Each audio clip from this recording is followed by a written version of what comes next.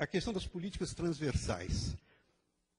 Hoje em dia, não se pode mais entender que uma política de desenvolvimento urbano deixe de considerar inter-relações entre os vários fatores que estão conduzindo o planeta para até da impossibilidade da continuidade da vida humana, pelo menos, nele.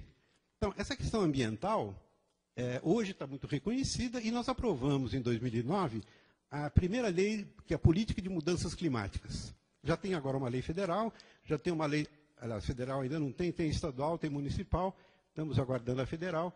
Mas, enfim, hoje há uma grande consciência pública, né, da importância desse tema. Muito bem. É uma política transversal, porque cuida do automóvel, do gás carbônico, né, expelido pelos escapamentos, cuida dos lixos, o gás metano que ali é produzido, que também é poluente. Então, a política de mudança climática leva em conta lixo, leva em conta os meios de transporte, leva em conta, enfim, vários fatores que conduzem para manter o problema e, portanto, para também encontrarmos a solução. Isso a gente chama de política transversal. O plano diretor é justamente aquilo que a Constituição Federal incumbiu de, integrando os planos setoriais, as políticas setoriais, criar essa visão integrada. É uma visão transversal. Muito bem. Nós estamos ainda longe, né, de conseguirmos ir integrando. Eu sei que é um grande esforço, eu já fui secretário, né, sei muito bem da compartimentação que existe dentro do setor público. Cada secretaria tem uma certa independência, é muito difícil uma conversar com a outra, os dados serem transferidos, tudo a gente conhece isso. Então, mas temos que nos esforçar para que superemos essas barreiras. E, pouco a pouco, a gente vai conseguindo, e eu acho que esse plano pode tentar dar passos nessa direção, né? Buscando fazer essas integrações.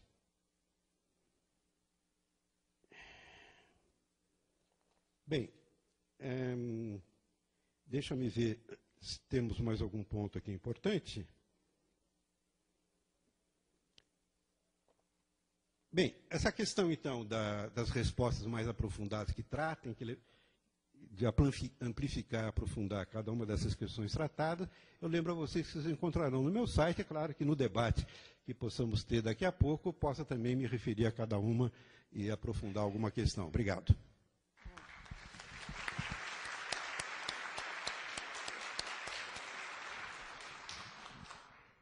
Bem, eu queria esclarecer que o professor Cândido, além de ser professor por 40 anos, discutindo as questões urbanas e o planejamento, a intervenção, ele também é um estudioso do Plano Diretor de São Paulo, como vocês já perceberam.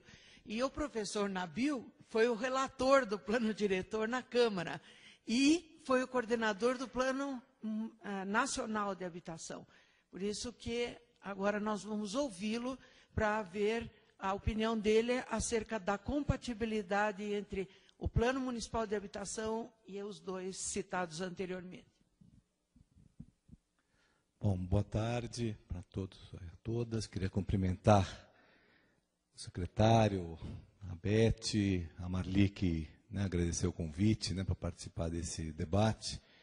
Me desculpar aqui pelo atraso, que eu quero até citar, foi motivado por duas razões que merecem serem citadas. Em primeiro lugar, eu estava no velório do arquiteto Alfredo Paisani, que faleceu no dia de ontem, e que é uma pessoa extremamente importante, os mais jovens talvez não conheçam, foi fundador do Sindicato dos Arquitetos e um dos principais formuladores do projeto Zezinho Magalhães, bastante conhecido por todos em Cumbica, projeto do Artigas. E a segunda razão é porque ontem eu fui convocado para assumir minha vaga de vereador na Câmara. Então, mas foi só por um mês, porque eu sou suplente, então eu tive que ir até a Câmara. Mas eu estou aqui não na posição de vereador, que hoje eu sou, então a primeira fala pública nessa condição é essa aqui hoje, mas na condição de professor da faculdade. E eu queria só ressaltar que eu coordenei, na verdade, a assessoria técnica da consultoria do Plano Nacional de Habitação, através do Laboratório de Habitação e Assentamentos Urbanos dessa faculdade, que realizou uma consultoria para o Plano Nacional de Habitação. Bom, então, dito isso, eu queria dizer, bom, em primeiro lugar, né, que eu considero muito importante a gente estar aqui debatendo o Plano Municipal de Habitação, embora com muito atraso, né? Eu digo muito atraso, não é só, viu, Beto, não é só da tua gestão, não. É, na verdade, como o Cândido falou, né, o plano diretor de São Paulo, ele estabeleceu, em 2002, que deveriam ser elaborados o plano de habitação e o plano de transportes, que foram, na época, elaborados, mas não foram debatidos. Por isso, quando foi aprovada a Lei 13.888, que é do 885, da Lei de Uso e Ocupação do Solo, que deveria ter sido acompanhada do plano de habitação, não foi feito, e depois nós permanecemos aí ainda vários anos sem o plano de habitação, então é muito importante estar aqui. De certa forma, na medida em que nós também não tínhamos um plano nacional, nós podemos dizer que o plano de habitação, ele,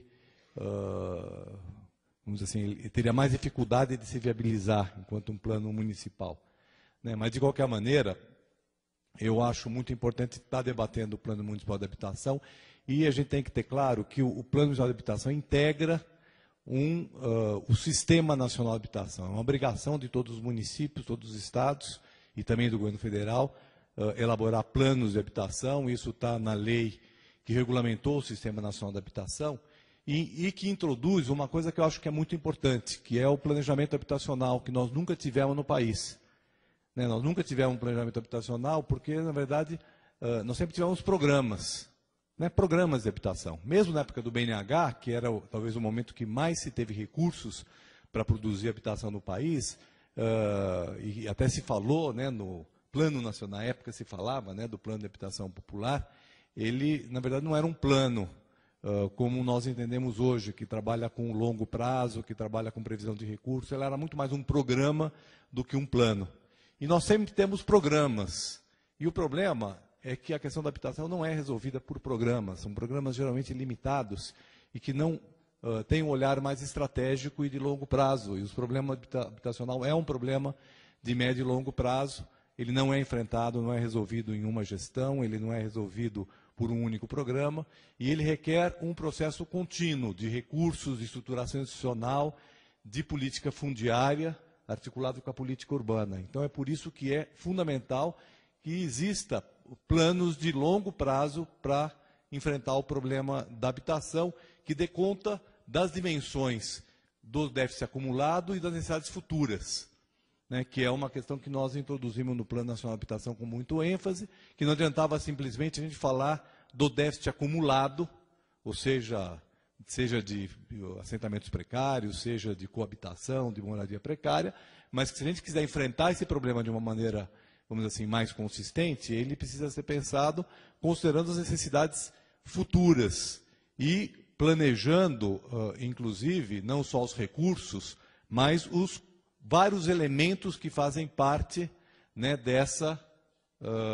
que fazem parte do problema habitacional. Então, o Plano Nacional, ele trabalhou fundamentalmente com 4 eixos, né? O eixo financeiro, o eixo institucional, o eixo urbano, fundiário, ambiental e o eixo da cadeia da produção, da construção civil, né? E nós temos que pensar esses 4 eixos de maneira articulada para poder dar conta do problema.